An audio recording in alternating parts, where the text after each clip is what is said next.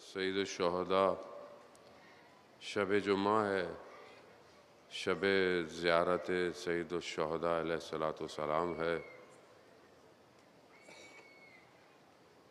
اور دو یہ راتیں باقی ہیں عاشوراء تک۔ بہت محنت کی آپ نے بھی، بہت زحمت کی، بہت تکلیفیں اٹھائیں ان چند دنوں میں۔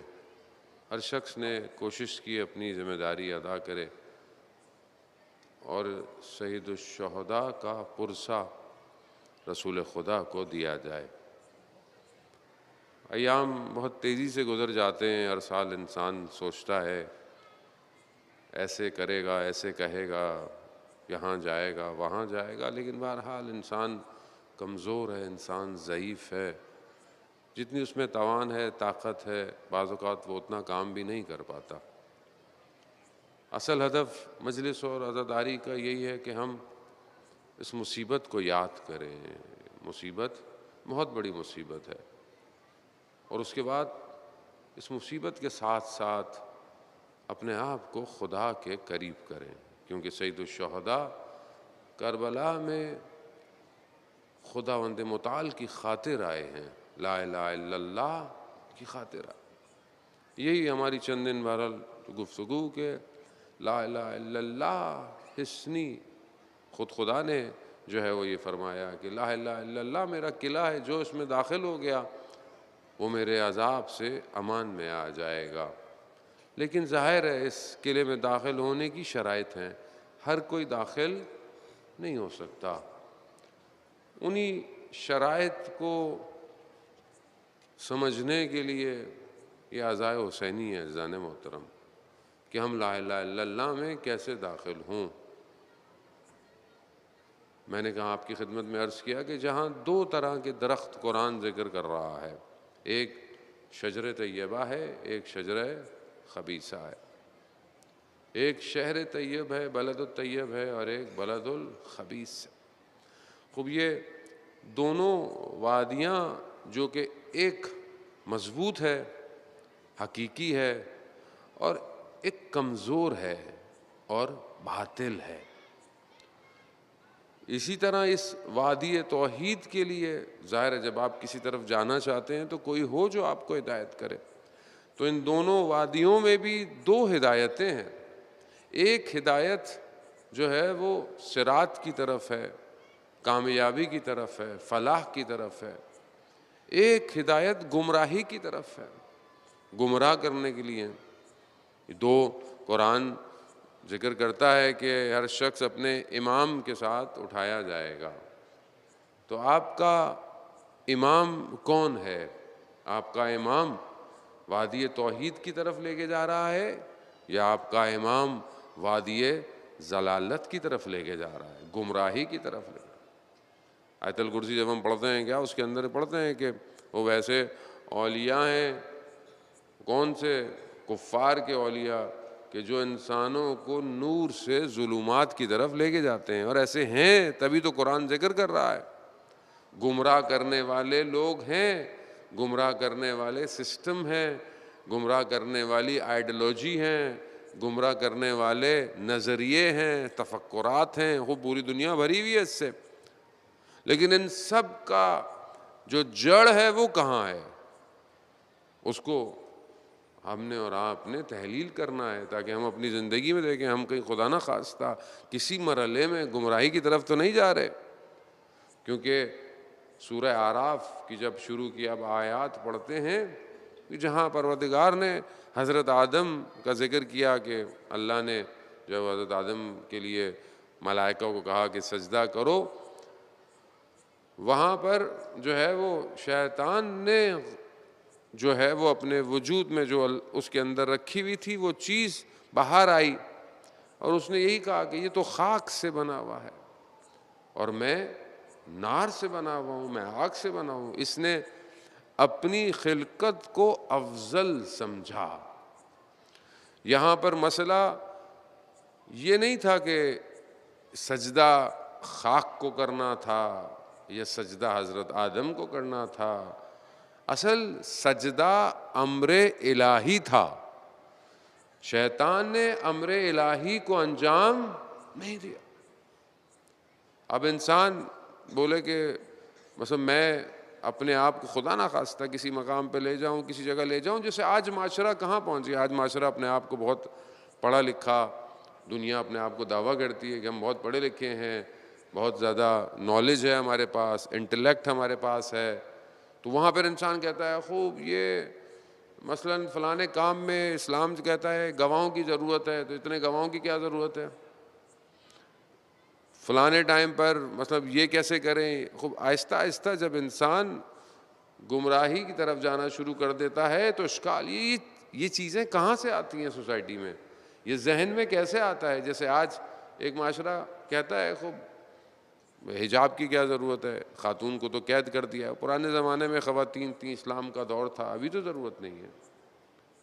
یا نماز یا عبادتوں میں یا بہت سارے اور احکامات ہیں، اس کے اندر لوگ جو ہے وہ جو ایک طبقہ ہے وہ آپ کے اوپر اشکال کرتا ہے، اور پھر دین کی جو شکل ہم نے معاشرے میں جو بنائی ہوئی ہے اس کی حالت بھی ایسی ہے کہ لوگ دین سے بھاگنا شروع کر دیتے ہیں۔ تو یہ سسٹم ابھی کا نہیں ہے، یہ اسی وقت شیطان نے کہہ دیا تھا کہ پروردگار نے جب اس نے کہا کہ میں آگ سے بنا ہوا ہوں، میں نار ہے میرے اندر، یہ تو خدا نے کہا کہ تم نکل جاؤ میری بارگاہ سے، دھتکار دیا اس کو، ران دیا اس کو، نکال دیا۔ تو اس نے وہاں کہا کہ مجھے موقع دیا جائے، اس روز تک جو یوم معلوم ہے میں ان کو گمراہ کروں گا۔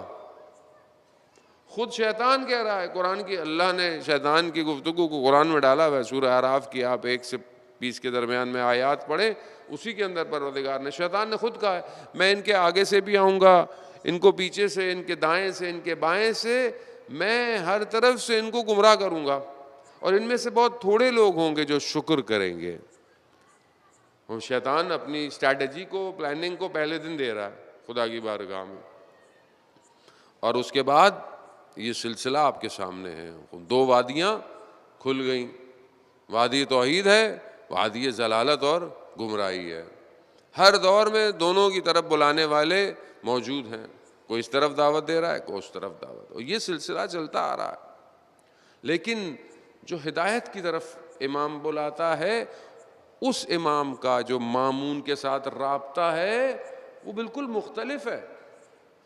یعنی امام آپ جانتے ہیں جو نماز پڑھاتا ہے اس کو بھی امام کہتے ہیں، نماز جماعت جو پڑھاتا ہے، اس لیے کیا کہتے ہیں، مامون کون ہوتا ہے؟ جو پیچھے نماز پڑھ رہا ہوتا ہے۔ کیا کہتے ہیں کہ مامون کو امام کی کیا کرنی چاہیے؟ اقتداء کرنی چاہیے۔ ابھی مولانا صاحب نے اللہ اکبر کہا اور ابھی سورت پڑھ رہے ہیں اور آپ رکوع میں چلے جائیں، تو کیا آپ امام کی امامت کے پیچھے ہیں یا نہیں ہیں؟ نہیں ہے۔ آپ رابطہ ہونا امپورٹنٹ ہے۔ یہ روابط کس پر قائم ہے؟ یہاں آپ کو اپنے امام سے آگے نہیں بھاگنا، آپ کو پتا ہے میں آگے چلا گیا میری جماعت ہی نہیں ہونی۔ اسی طرح جو حقیقی امام ہے، جو ہدایت کے لیے لے کر آیا ہے، اس کا اور اس کے ماننے والوں کا رابطہ احسان کا رابطہ ہے، بغیر لالچ کا رابطہ ہے۔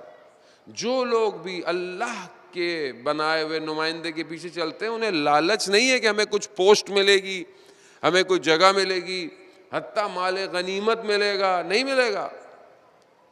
مولا متقیان جب جنگوں کے بعد گھر آتے تھے تو تلوار سے خون ٹپک رہا ہوتا تھا، دنیا مال غنیمت لے لیتی تھی۔ حضرت علی جب گھر پہ آئے تو بیوی پوچھتی تھی علی آپ کیا لے کر آئے؟ تو مولا کیا فرماتے تھے؟ میں اللہ کی رضا لے کر آیا ہوں۔ یہ جب امام ایسا ہو تو اس کے ماننے والے کو کیا چاہیے؟ وہی جو امام کر رہا ہے۔ یہ رابطہ تبھی ہے کہ جب آپ اپنے وجود کو دیں گے، اور جو امام کے لیے اپنے آپ کو تیار کرتا ہے وہی وادی توحید پر ہے۔ وادی توحید کا میں نے پہلے بھی آپ کے سامنے تقاضے ہیں، یہ تقاضے آپ کو پورے کرنے پڑیں گے۔ قرآن کہہ رہا ہے کہ یہ اپنے مال، اپنی جان، ہر چیزوں سے انفاق کرتے ہیں، اور انفاق کرنے میں اور دینے میں دریغ نہیں کرتے۔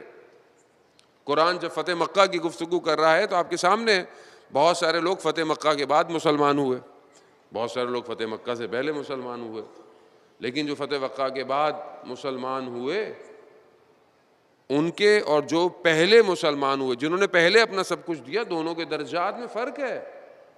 ایسا نہیں ہے کیونکہ انہوں نے اس حالت میں جب ان کو کہا گیا انہوں نے دے دیا، یہ دیکھ کر ہوئے. لیکن ایسا نہیں کہ خدا نے خیر ان کو نہیں دی ہے، نہیں، خدا کی خیر سب کے لیے کھلی ہوئی ہے، ان کے لیے بھی کھلی ہوئی ہے، ان کے لیے بھی کھلی ہوئی ہے. لیکن وہ اصحاب رسول خدا کے، وہ انصار مدینہ کے، کہ جب رسول خدا داخل ہوئے مدینہ میں، اور آپ کے سامنے اس زمانے میں حالات کیسے تھے، مہاجرین اپنا سب کچھ چھوڑ کے آئے ہوئے تھے. رسول خدا نے کیا کہا؟ ہر شخص اپنے مال کو آدھا کرتے، جس کا ایک کمرہ ہے اس کو 2 حصے کر دے، جس کے 2 ہیں وہ 1 کر دے. اپنے گھروں کو لوگوں نے آدھا آدھا کر دیا. اب یہ کیا تھا؟ یعنی جہاں امام نے کہا وہاں فوراً تیار ہو گئے. سوچا نہیں کہ ہمیں کیا ملے گا یا رسول اللہ، مطلب ہمیں کیا ملے گا، ہم نے تو آپ کو بلایا ہے. دنیا تو ایسی ہے نا، دنیا تعلقات یا ریلیشن شپ میں کچھ چاہتی ہے. میں فلانے سے ملوں یا میں فلانے کے پاس جاؤں تو مجھے کیا فائدہ ہوگا؟ مجھے دنیا اتنی مٹیریلسٹک ہو گئی ہے کہ اپنے خون کے رشتوں سے بھی دنیاوی تقاضے چاہتی ہے. یہ دنیا ایسی ہو گئی ہے، وہ مادہ خطرناک ہے. ہم اتنی باریکی سے دوسری وادی کی طرف جا رہے ہیں، ہمیں اندازہ نہیں ہے.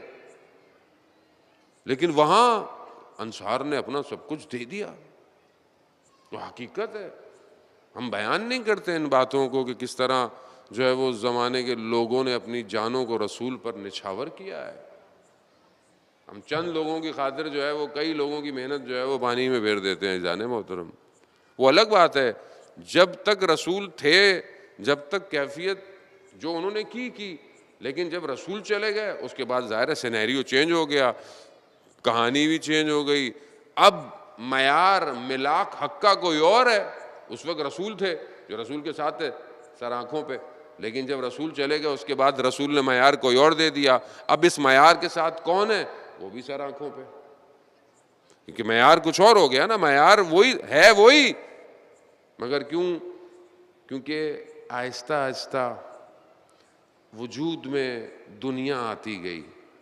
جب دنیا آ جائے تو پھر انسان سب سے پہلے مفاد پرست ہو جاتا ہے. اور جو دوسرا امام ہے نا جو گمراہی کی طرف لے کے جاتا ہے، وہ اہل تفاخر ہے. وہ تفاخر کرتا ہے، یعنی اپنے آپ کو کچھ اور سمجھنا شروع کر دیتا ہے. قرآن بعض آیات بیان کر رہا ہے کافروں کے لیے کہ حتیٰ یہ بارش جب ہوتی ہے تو اس میں بھی تعجب کا شکار ہو جاتے ہیں، جبکہ مومن کہتا ہے رحمت پروردگار ہے، ابھی یہ ہے، آگے کوئی اور موسم ہوگا. وہاں تفاخر ہے. یہ تفاخر کرنا، اپنے اوپر فخر کرنا، اپنے آپ کو کچھ سمجھنا، آج دنیا آپ کے سامنے اسی وہم و گمان میں کھڑی ہوئی ہے. اپنے اوپر فخر کرتے ہیں، اپنے اوپر کبر آ جاتا ہے. یہ سب شیطان کی طرف سے انسرٹ ہوتا ہے. اور جب یہ انسان کے وجود میں یہ چیزیں آ جائیں تو انسان ایک وہم میں زندگی گزارتا ہے کہ ہمارے بغیر تو دنیا چل ہی نہیں سکتی. آپ کے سامنے دنیا کی سو کالڈ سپر پاور کتنے عرصے تک یہ سمجھتی رہی کہ دنیا ہمارے بغیر چل ہی نہیں سکتی ہے، مگر کہاں گئے ابھی؟ کیا ہے ابھی اور کیسے ہوگا؟ ابھی سب کچھ بھی نہیں ہے. دنیا کا بینک سمجھتا ہے کہ جو میرے پاس پیسہ ہے بس یہی میرا تخیل ہے، پوری دنیا میں اسی سے چلاؤں گا نا. ابھی ٹرانزیشن آف پاور ہو رہا ہے دنیا کے اندر، بہت تیزی سے ہو رہا ہے. سب جو کھوکھلے محل ہیں وہ گرتے جا رہے ہیں. خوب حقیقت، کیونکہ خب یہ ٹائملی ہے، یہ کھوکھلا ہے. یہ سب جس کا معیار، جس کی بیس توحید پہ نہیں ہے، یہ سب عمارتیں گر جائیں گی. یہ جانے محترم، مگر قرآن بار بار آپ کو فرعون، شداد، نمرود کا ذکر کیوں کر رہا ہے؟ کیوں؟ کیونکہ کھوکھلے تھے یہ سب.